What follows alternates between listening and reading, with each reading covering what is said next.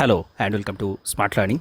আজকে আমরা দ্য হিন্দু এবং আনন্দবাজার পত্রিকা 28 এপ্রিল 2022 সমস্ত গুরুত্বপূর্ণ নিউজ এবং আর্টিকেলস ডিসকাস করব। তো প্রথম যে গুরুত্বপূর্ণ নিউজটা রয়েছে সেটা হচ্ছে এলআইসির শেয়ার বাজারে আসতে চলেছে। এর আগে আমরা বেশ দীর্ঘ সময় ধরে দেখেছি এলআইসি কিছুটা পোর্শন ডিসইনভেস্টমেন্ট করা হবে, এরকম আমরা শুনেছিলাম এবং সেটা কিন্তু এই মে মাসে আসছে। আইপিও আসবে 4 মে। আইপিও বিষয়টা কি? আইপিও ফুল ফর্মটা হচ্ছে ইনিশিয়াল পাবলিক অফারিং, অর্থাৎ কোনো শেয়ার যখন মার্কেটে ফার্স্ট টাইম যখন সেটা স্টক মার্কেটে আসে, মার্কেটে যখন প্রথমবারের জন্য লিস্টেড হয়, প্রথমবারের জন্য যখন তার শেয়ারটা মার্কেটে ছাড়া হয়, তখন সেটাকে বলা হয় আইপিও, ইনিশিয়াল পাবলিক অফারিং। এবং এই প্রথমবার আসার পর দ্বিতীয়বারের জন্য, প্রথমবার যারা শেয়ার নিলেন তারা যখন সেকেন্ড টাইম আবার এটাকে অন্য কোনো কাউকে শেয়ারটা বিক্রি করবেন, তখন সেটা কিন্তু আবার সেকেন্ডারি মার্কেটে চলে যাবে। তো এই বিষয়গুলো অর্থনীতির গুরুত্বপূর্ণ বিষয়। তো এলআইসির শেয়ারটা কিন্তু আসছে 4 মে এবং সেখানে 902 থেকে 949 প্রত্যেকটা শেয়ারের মূল্য থাকছে, যেটা যথেষ্ট বেশি। এবং এখান থেকে 20,557 কোটি টাকা তোলা যাবে মার্কেট থেকে, এটা সরকার লক্ষ্যমাত্রা নিয়েছে। এর আগে এই পরিমাণটা আরও বেশি নেওয়া হয়েছিল, মনে করা হয়েছিল আরও অনেক বেশি অর্থ এখান থেকে উঠে আসবে, এই বিলগ্নীকরণ থেকে উঠে আসবে, ডিসইনভেস্টমেন্ট থেকে উঠে আসবে। তো এটা আমরা দেখেছি দীর্ঘ সময় ধরে সরকারের চর্চার মধ্যে ছিল এবং বিভিন্ন বাজেটের সরকার বলেওছে যে আমরা কিন্তু আরও বেশি ডিসইনভেস্টমেন্ট এবং আরও বেশি প্রাইভেটাইজেশনের দিকে হাঁটব, আমাদের অর্থনীতি কিন্তু আরও বেশি ধনতন্ত্রের দিকে এগোবে। এটা কিন্তু সরকারের যে নীতি রয়েছে অর্থনৈতিক, সেই নীতিরই কিন্তু একটা অংশ। এবং এগুলো নিয়ে প্রচুর সমালোচনাও হয়েছে যে সরকার কিন্তু তাদের নিজস্ব যে অংশগুলো সেগুলো বিক্রি করে দিচ্ছে। তো যাই হোক, এগুলো নিয়ে অনেক কন্ট্রোভার্সি রয়েছে। তবে ডিসইনভেস্টমেন্ট এবং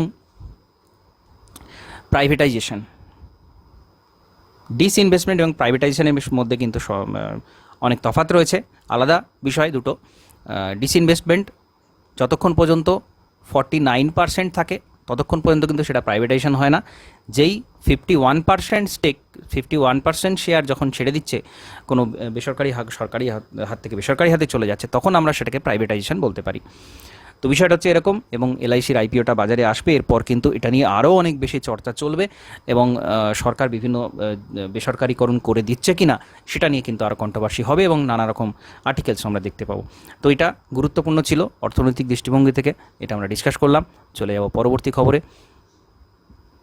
ইন্টারন্যাশনাল রিলেশনের বিষয়ে কিছু দেখব, তারপরে আমরা আর্টিকেলের দিকে যাব। এখানে বলা হচ্ছে যুদ্ধে জ্বালানি তাস ফেলল রাশিয়া, চাপে পোল্যান্ড বুলগেরিয়া। আমরা জানি রাশিয়া সারা বিশ্বে ক্রুড অয়েল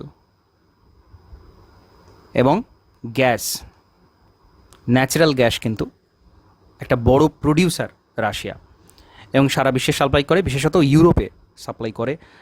তো রাশিয়া যদি সেটা বন্ধ করে দেয়, একটা এনার্জি ক্রাইসিস কিন্তু দেখা যাবে এবং সেটা কিন্তু রাশিয়া করতে চলেছে। এরকম এখানে বলা হচ্ছে, কি বলা হচ্ছে দেখব। ইউক্রেন হামলার গতি বাড়ালো রাশিয়া এবং ডনবাস অঞ্চলে একের পর এক গ্রাম দখল করছে রুশ বাহিনী। তাদের মূল লক্ষ্য এদেশের পূর্বভাগ এবং দক্ষিণের সমুদ্র উপকূলবর্তী অঞ্চলগুলোকে ইউক্রেনের হাত থেকে ছিনিয়ে নেওয়া। মস্কো জানিয়েছে উত্তর পূর্ব ইউক্রেনের খার্কিভ অঞ্চলের ভেলিকা কমিশুকাভা জাভোডি থেকে কিবোর সৈকত বাহিনীকে উৎখাত করেছে, ইত্যাদি ইত্যাদি। এখানে মূল বিষয়টা রয়েছে, যুদ্ধের গোড়াতে রাশিয়া হুমকি দিয়েছিল ইউক্রেনের পাশে যারা দাঁড়াবে তাদের দাম চোকাতে হবে। পোল্যান্ড এবং বুলগেরিয়া ইউক্রেনের পাশে দাঁড়িয়েছে, আমরা জানি। জ্বালানি সরবরাহ বন্ধ করে দিয়েছে রাশিয়া, এই দুটো দেশকে আর জ্বালানি দিচ্ছে না। একটি রিপোর্টে দাবি করা হয়েছে আজ কিছুক্ষণের জন্য পোল্যান্ড গ্যাস সরবরাহ বন্ধ করা হয়েছিল, পরে ফের তা চালু করা হয়। বুলগেরিয়া বিষয়টি অবশ্য সাময়িক নয়, অর্থমন্ত্রী জানিয়েছেন, নোটিশ পেশ করেছেন কবে থেকে জ্বালানি বন্ধ করে। তাদের বক্তব্য, জ্বালানি মূল্য বাবদ অর্থ তারা চুক্তি মেনে মিটিয়ে দিয়েছিল রাশিয়াকে, তারপরে মস্কো এই কাজটা করেছে। ইউরোপীয় কমিশনের প্রেসিডেন্ট উর্সুলা ফন্ডের, আমরা জানি উর্সুলা ফন্ডের কিছুদিন আগেই প্রধানমন্ত্রীর সঙ্গে বৈঠক করেছিলেন এই রাশিয়া ইউক্রেন বিষয়টা, এবং সেখানে তিনি বুঝিয়েছিলেন যে রাশিয়া এবং চীন কিন্তু খুব কাছাকাছি, ভারতের পক্ষে যেটা খুব একটা ভালো সুবিধার কথা নয়। তো সেই উর্সুলা ফন ডের লিয়েন উনি বলছেন ইউরোপীয় ইউনিয়নের অন্তর্ভুক্ত পোল্যান্ড এবং বুলগেরিয়া তাই জবাব ইইউ একত্রিতভাবে দেবে। আরও একবার রাশিয়া জ্বালানি বিষয়টিকে সামনে এনে ব্ল্যাকমেল করার চেষ্টা কিন্তু করলো। রুশ জ্বালানি সংস্থা গ্যাসপ্রোমের জ্বালানি সরবরাহ বন্ধ করার ঘোষণাটাই অযৌক্তিক, অগ্রহণযোগ্য বলে আক্রমণ করেছেন। এই বিষয়টা আমরা দেখেছি, আগেও দেখেছি যে রাশিয়া কিন্তু এই জায়গাতেই একটা অ্যাডভান্টেজ পজিশানে রয়েছে যে তারা কিন্তু সারা বিশ্বকে এগুলো সাপ্লাই করে, এবং যেহেতু যুদ্ধের সময় এটা সাপ্লাইটা অনেকটা কমে গেছে, ডিম্যান্ড অনেক বেড়েছে, সেই কারণেই কিন্তু বিশ্ববাজারে জ্বালানির দাম কিন্তু বেড়েছে, এটা আমরা আগেই দেখেছি। তো বিষয়টা গুরুত্বপূর্ণ।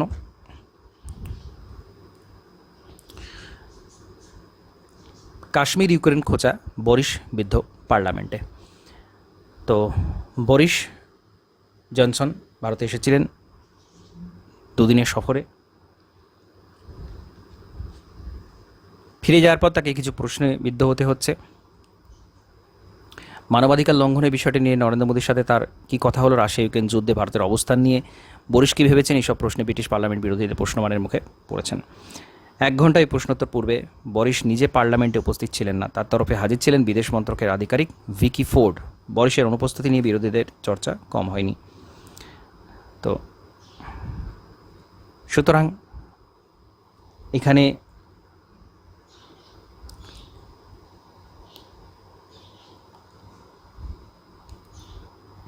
যুদ্ধ প্রসঙ্গে নিরপেক্ষ থাকার অধিকার নিশ্চয়ই ভারতের রয়েছে, কিন্তু সুযোগ পেয়েও ভারতকে ইউরোপের পক্ষে পুতিনের অগ্রাসনে বিরোধী জোটে সামিল করতে পারলেন না বরিস। এটা তাকে বলা হচ্ছে যে বরিস কিন্তু ভারতকে তাদের দিকে, তাদের সাইডে নিয়ে যেতে পারেননি, তার ব্যর্থতা বিরোধী পার্টি তুলেছে, এটা স্বাভাবিক। কাশ্মীর নয়, ভারতের সর্বত্র মানবাধিকার লঙ্ঘনের ঘটনা কিন্তু ঘটছে, শিখ মুসলিম খ্রিস্টানদের পাশাপাশি কাশ্মীরিরাও এর শিকার। এটা কিন্তু এরা বলছেন যে ভারতে, কাশ্মীরে নাকি ভারত মানবাধিকার লঙ্ঘন করেছে, এটা তারা বলতে চাইছেন। এটা বিরোধী পার্টির বক্তব্য। যদিও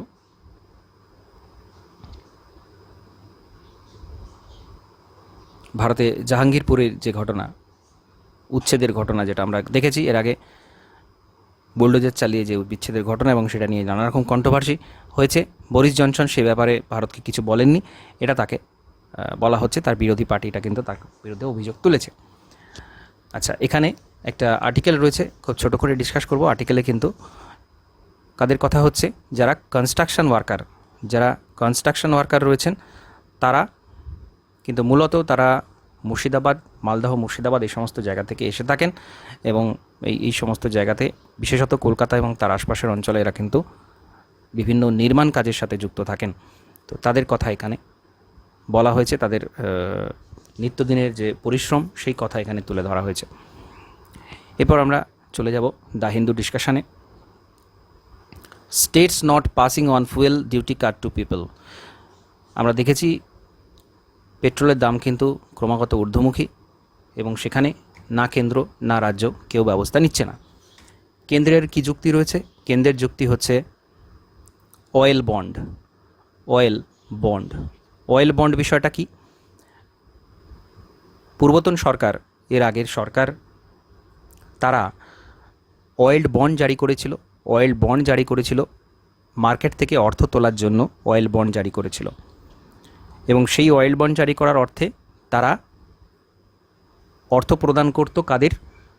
বিভিন্ন যারা তেল সাপ্লাইকারী কোম্পানি রয়েছে তাদের অর্থ প্রদান করত, তারা ভর্তুকি দিত সেই অর্থ, তার ফলে পেট্রোলের দামটা কিন্তু কম থাকতো। তো এই অয়েল বন্ডের টাকা যেটা মার্কেট থেকে তুলেছিল সরকার, এখন সেই যারা অয়েল বন্ড নিয়েছিলেন তাদেরকে সুদ দিতে হচ্ছে, সুদ বাবদ অনেক টাকা দিতে হচ্ছে। সুতরাং এখনই কেন্দ্রের যে ট্যাক্সের পরিমাণটা, সেটা পেট্রোলের উপর থেকে কমানো সম্ভব নয়, এটা কেন্দ্র সরকার বলছে, কারণ তাদেরকে অলরেডি অয়েল বন্ডের জন্য বেশ কয়েক হাজার কোটি টাকা তাদের প্রদান করতে হচ্ছে। কেন্দ্রের এটা বক্তব্য, এবং এখানে নরেন্দ্র মোদী বলতে চাইছেন যে রাজ্যগুলো কিন্তু তাদের যে অর্ধেক পরিমাণ ট্যাক্স সেটা কিন্তু কমাচ্ছে না, কিছু রাজ্য কমাচ্ছে, কিছু রাজ্য কমাচ্ছে না, সেই বিষয়ে এখানে তিনি বলতে চেয়েছেন।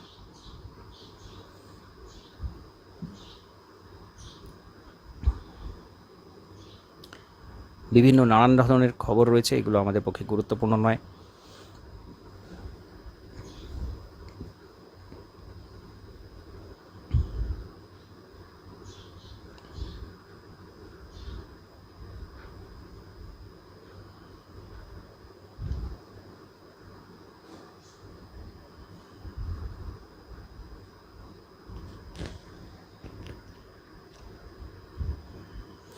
SSLV development flight likely in 2022. SSLV, SSLVটা কি? Small satellite launch vehicle. Small satellite launch vehicle অর্থাৎ ছোট ছোট স্যাটেলাইট মহাকাশে পাঠানোর জন্য যে রকেটটা বিল্ড করা হচ্ছে সেটা 2022-এর মধ্যে ইসরো বিল্ড করে ফেলতে পারবে, এটা জানিয়েছেন ইসরোর চেয়ারম্যান এস সোমনাথ। উনি এটা জানিয়েছেন। তো SSLV 44 মিটার লম্বা একটা স্যাটেলাইট লঞ্চ ভেহিকেল হবে, 120 টন ওজন হবে এটা, এবং সলিড প্রপালশন ফুয়েল, এখানে সলিড ফুয়েল ইউজ করা হবে।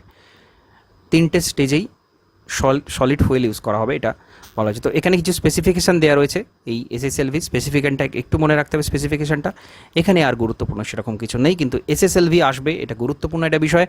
স্মল স্যাটেলাইট লঞ্চ ভেহিকেল, ফুল ফর্মটা মনে রাখতে হবে এবং বিষয়টা কি সেটা একটু মনে রাখতে হবে। এখানে কিছু গুরুত্বপূর্ণ আর্টিকেল রয়েছে।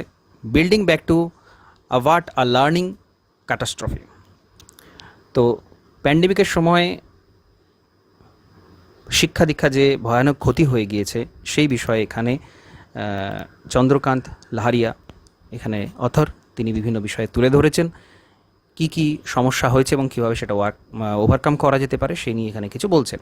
খুব গুরুত্বপূর্ণ আর্টিকেল শিক্ষার ব্যাপারে, শিক্ষা সংক্রান্ত বিষয়। The COVID-19 pandemic has unarguably emerged as the biggest disruption in the field of school education in the last 100 years. It would take many more months before the medium and long-term impact of school closure is fully comprehended. A joint report of UNESCO, UNICEF and the World Bank, The State of Global Education Crisis, A Path to Recovery, released in the early December 2021, had estimated that in first 21 months of the pandemic, school in countries around the world were either partially or fully closed for an average of 2 to 4 days. During the same period, school in Indian state were closed for physical classes for almost twice the duration, that is between 450 days to 480 days. Since the publication of this report, the Omicron variant of the SARS-CoV-2 led surge globally and the resultant third wave of COVID-19 in India further delayed the reopening of school by March or early April 2022. When reopened, schools in India had cumulatively closed for physical classes for around 570 days to 600 days, one of the longest school closure in the world. তো সারা ভারতের পরিস্থিতি, সারা বিশ্বের পরিস্থিতি এখানে উনি তুলে ধরেছেন। এখানে উনি বলছেন যে ইউনেস্কো, ইউনিসেফ এবং ওয়ার্ল্ড ব্যাংক তারা একটা রিপোর্ট বের করেছে, রিপোর্টটা অতি গুরুত্বপূর্ণ। সেটা হচ্ছে the state of global education crisis, a path to recovery. কীভাবে ক্রাইসিসটা হয়েছে এবং কী কী পদ্ধতিতে ক্রাইসিসটা সামলে উঠতে পারা যায় সেই রিপোর্টটা উনি সামনে আনছেন। এবং দেখা যাচ্ছে সারা বিশ্বে গড়ে 224 দিন স্কুল বন্ধ ছিল, সেখানে ভারতে 570 থেকে 600 দিন স্কুল বন্ধ ছিল প্যান্ডেমিকের সময়। আপ টু থার্ড ওয়েভ যতদিন পর্যন্ত এসেছে এতদিন পর্যন্ত স্কুল বন্ধ ছিল, তার ফলে ভয়ানক ক্ষতি যে হয়ে গেছে সেটা উনি বলতে চাইছেন। COVID-19 will linger. However, just when school parents and children have begun getting accustomed to regular offline classes, there are report of an uptick in COVID-19 cases in India states, including a few cases of children testing COVID-19 positive. This has again wired up the demand for some section of parents to move back to hybrid classes.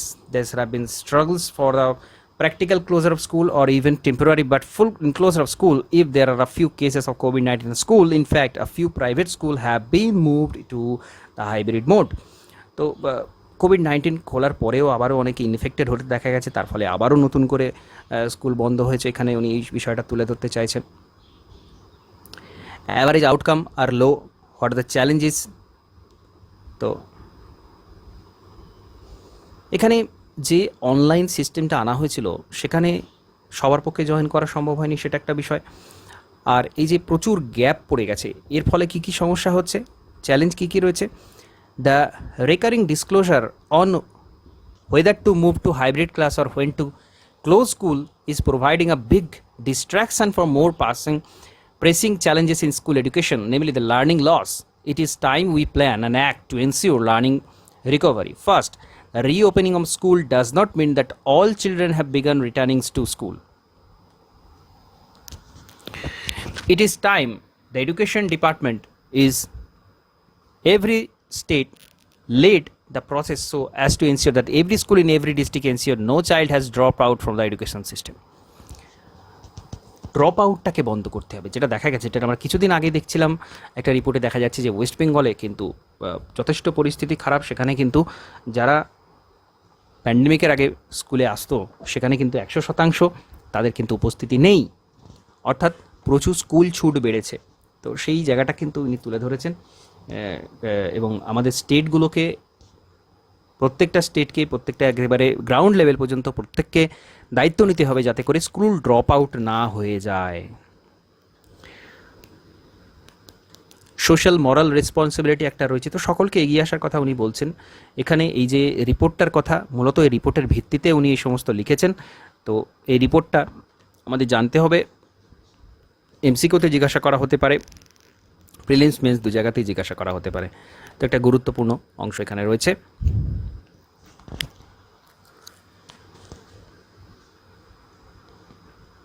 এখানে মৌলবাদের কথা বলা রয়েছে, যেটা বেশ কিছুদিন ধরে আমরা দেখেছি জাহাঙ্গীরপুরের যে সমস্ত ঘটনা, সেইখানে সেই সমস্ত বিষয় নিয়ে বলা হয়েছে। এখানে নতুন করে এটা প্রয়োজন নেই। ইনফ্ল্যামেটরি স্পিচ, গতকালই আমরা দেখেছি যে সমস্ত হেড স্পিচের বিষয়ে হিমাচল প্রদেশ এবং উত্তরাখণ্ডকে বলা হয়েছে সুপ্রিম কোর্ট থেকে যে তারা যেন এর বিরুদ্ধে ব্যবস্থাটা নেয়, সেইটা নিয়ে এখানে বলা রয়েছে। হেড স্পিচের বিরুদ্ধে আমাদেরকে সচেতন হতে হবে। আচ্ছা, হাইড্রোজেন ফুয়েল এনার্জি ইন্ডিপেন্ডেন্সটাকে কিন্তু আমাদের বাড়াতে পারে, ইন্ডিপেন্ডেন্স হতে পারি আমরা এনার্জিতে হাইড্রোজেন ফুয়েল ব্যবহার করে। হাইড্রোজেন জিরো এমিশন হয়, এখানে কোনো পরিবেশ দূষণের বিষয়টা থাকে না যখন আমরা গ্রিন হাইড্রোজেন ব্যবহার করি। গ্রিন হাইড্রোজেনটা কি? যখন ইলেকট্রোলাইসিস প্রসেসের মাধ্যমে জল থেকে H2 এবং O2 এই দুটোকে আলাদা করা হয়, অর্থাৎ হাইড্রোজেন পাওয়া যায়, এবং সেটা সোলার পাওয়ারের মাধ্যমে এটা করা হয়, পরিবেশে কোনো রকমভাবে দূষণ ছড়ায় না, তখন যে হাইড্রোজেন তৈরির প্রসেস সেটাকে বলা হচ্ছে গ্রিন হাইড্রোজেন। এছাড়াও রয়েছে ব্রাউন হাইড্রোজেন রয়েছে। ব্রাউন হাইড্রোজেনের ক্ষেত্রে কিন্তু গ্যাস থেকে, অন্য ন্যাচারাল গ্যাস থেকে প্রসেসে প্রস্তুত করা হয়, এবং সেখানে কিন্তু প্রস্তুত করার সময় পরিবেশে কিন্তু যেহেতু কয়লা বা অন্য কোনো পাওয়ারের মাধ্যমে এটা করা হয়, তো সেই কারণে সেখানে কিছুটা দূষণ থাকে। আর গ্রে হাইড্রোজেনেও তাই, গ্যাস থেকে তৈরি করা হয়। একমাত্র ব্লু হাইড্রোজেনে এমিশন হয়, বাতাসে কিছু গ্যাস বের হয়, ক্ষতিকারক গ্যাস বের হয়, কিন্তু সেটাকে আবার অ্যাবসর্ব করে নেওয়া হয়। তো ব্লু হাইড্রোজেনও কিছুটা কিন্তু পরিবেশ, যেহেতু অ্যাবসর্ব করে নেওয়া হচ্ছে, পরিবেশ দূষণ ঘটায় না। তো মূলত green hydrogen best, green hydrogen আমরা ব্যবহার করতে পারি এবং সেটা বিকল্প হয়ে উঠতে পারে, খুব ভালোভাবে বিকল্প হয়ে উঠতে পারে, এবং সেটা পরিবেশ দূষণ একেবারেই ঘটায় না। তো সেটা দিকে এখানে দৃষ্টি আকর্ষণ করেছেন অথর, সেই বিষয়ে এখানে বলতে উনি চেয়েছেন। এখানে সারা দেশের ডেটা দেয়া রয়েছে, কোথায় কোন রাজ্যে কম বেশি বৃষ্টি হয়েছে, অনেক ডিটেলসে বলা রয়েছে। আমরা চলে যাব এখানে অত্যন্ত গুরুত্বপূর্ণ একটা নিউজে। Indonesia's palm oil export ban. ইন্দোনেশিয়াতে পাম অয়েল এক্সপোর্টটা ব্যান করে দেওয়া হয়েছে। কেন? কারণ সেখানে উৎপাদন অনেক কম হয়েছে, তার ফলে তারা চাইছে না বিদেশে রপ্তানি করতে। সুতরাং ইন্দোনেশিয়া হচ্ছে সারা বিশ্বের সবচেয়ে বড় পাম অয়েল এক্সপোর্টার, এবং ভারত কিন্তু প্রচুর পরিমাণে পাম অয়েল ইন্দোনেশিয়া থেকে এক্সপোর্ট করে, এডিবল অয়েল হিসেবে ভোজ্য তেল এখান থেকে আমদানি করে। তো ভারতের এখানে কিন্তু দামটা বাড়বে, আবারও খাবার তেলের দাম কিন্তু বাড়ার সম্ভাবনা রয়েছে। এখানে কি বলা রয়েছে জিস্টটা আমরা দেখব। Indonesia, the world's biggest producer of palm oil, would be banning all export of the community to reduce domestic shortage of cooking and oil and bring down its skyrocketing prices. তো দেশীয় বাজারে দাম কমানোর জন্য, দেশে চাহিদা বাড়ানোর জন্য এরা কিন্তু ইন্দোনেশিয়া পাম অয়েল এক্সপোর্টটাকে ব্যান করছে। Due to short supply of alternative vegetable oil, lower than expected output from the second biggest palm oil producer, Malaysia due to pandemic introduced labor shortage, the global food inflation linked to the pandemic and the Ukraine crisis. The global price of crude palm oil have been rising significantly since the end of the last year. To control these prices, Indonesian government introduced price caps for the palm oils, which led to hardening the reselling. All of these factors, along with producers being discouraged from making more oil, led to an acute shortage of cooking oil in Indonesia. তো সমস্ত দিক থেকে ইন্দোনেশিয়াতে কেন crisis হয়েছে বলা হয়েছে, প্যান্ডেমিকের বিষয় তো রয়েছে, যুদ্ধের বিষয় রয়েছে, এবং মালয়েশিয়াতেও সেখানে শর্টেজ, লেবার শর্টেজের জন্য খুব একটা প্রোডাকশন হতে পারেনি। সব মিলিয়ে ইন্দোনেশিয়াতে পাম অয়েল দাম বেড়ে গেছে। আর India is the biggest importer of palm oil, already grappling the record high wholesale inflation. The late January export control exercise by Indonesia had led to 38% rise in the landed cost of CPO in India. Cost of palm oil, the current ban is going to make the situation worse. তো already 38% কিন্তু বেড়ে গিয়েছে Indonesia থেকে যে palm oil নেওয়া হচ্ছে, সেখানে already কিন্তু এতটা বেড়ে গিয়েছে। আমরা দেখেছি হোলসেল ইনফ্লেশন কিন্তু 14.5 চলছে, যেটা রেকর্ড হাই, এবং এই সমস্ত কারণে এবং পাম অয়েলে আমদানিগত দাম অলরেডি বৃদ্ধি পেয়েছে, এবং ইন্দোনেশিয়া এই যে ব্যান যদি করে দেয় সেটা কিন্তু আরও বেশি বেড়ে যাবে, অর্থাৎ এডিবল অয়েলের মূল্য কিন্তু আরও বেশি বাড়তে চলেছে। এটা কিন্তু এখানে ফোরকাস্ট করা যেতেই পারে।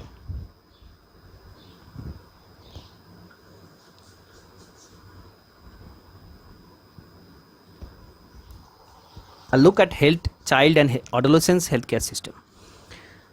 চাইল্ড এবং অ্যাডোলেসেন্সদের হেলথ কেয়ার সিস্টেমে কী পজিশন রয়েছে? Over 8.6 million deaths occurring among children and adolescents in 2019. 8.6 million children মারা যাচ্ছে 2019-এ।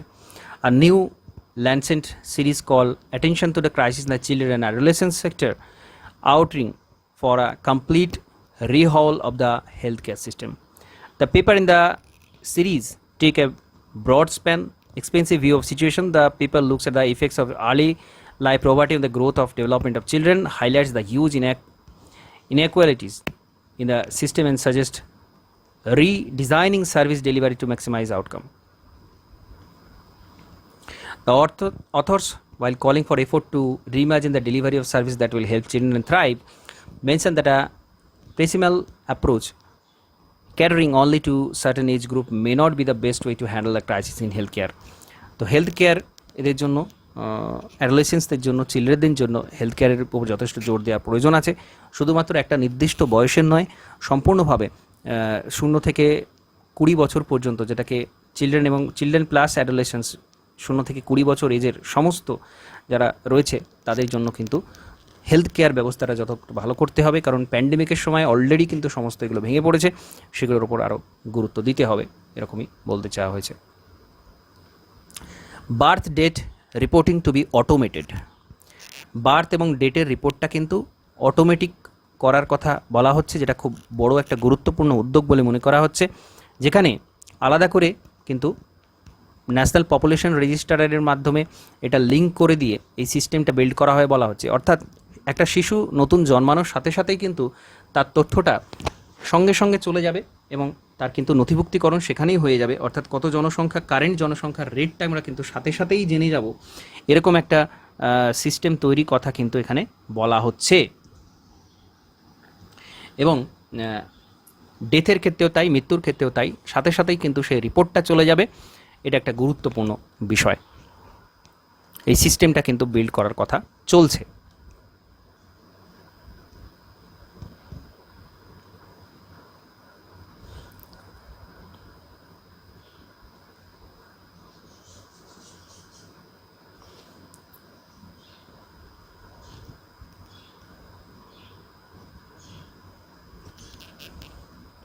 Plan for 4G upgrade in LW areas. BSNL will maintain the sites for another 5 year official. তো left wing extremism যেখানে যে সমস্ত জায়গাতে রয়েছে, মাওবাদী নকশাল এলাকা যুক্ত যে অঞ্চল যেগুলো রয়েছে, সেখানে 4G আপগ্রেড করতে হবে, এরকম একটা প্ল্যান কিন্তু করা হচ্ছে যাতে করে এদের সমস্ত ট্র্যাকিং সুবিধা আরও বিভিন্ন রকম সুযোগ সুবিধা যাতে পাওয়া যায়, এক্সট্রিমিশনটাকে যাতে কমানো যায়, সেটা ব্যবস্থা কিন্তু করা হচ্ছে।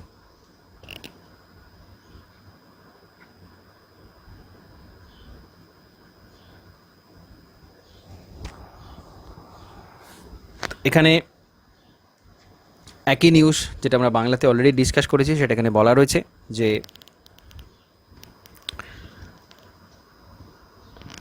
পোল্যান্ড এবং বেলজিয়ামকে অলরেডি গ্যাস দেয়া বন্ধ করে দিয়েছিল রাশিয়া, যারা কিন্তু ন্যাটো মেম্বার, ইউরোপিয়ান ইউনিয়নের মেম্বার তো বটে, এবং তার একই সাথে ন্যাটো মেম্বার।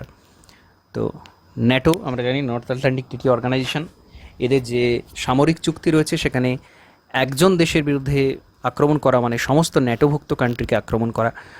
তো সেখানে একটা কিন্তু সমস্যা তৈরির জায়গা হতে পারে, এরকম মনে করা হচ্ছে।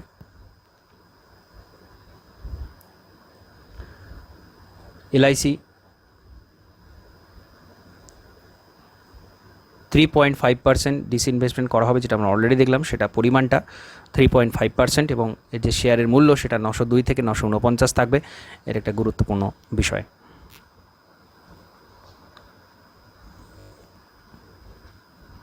তো সমস্ত টুকরো খবর এবং আর্টিকেল আমরা ডিসকাস করলাম আজকে। তো আজকের ডিসকাশন এখানে সমাপ্ত করছি। নমস্কার, ধন্যবাদ।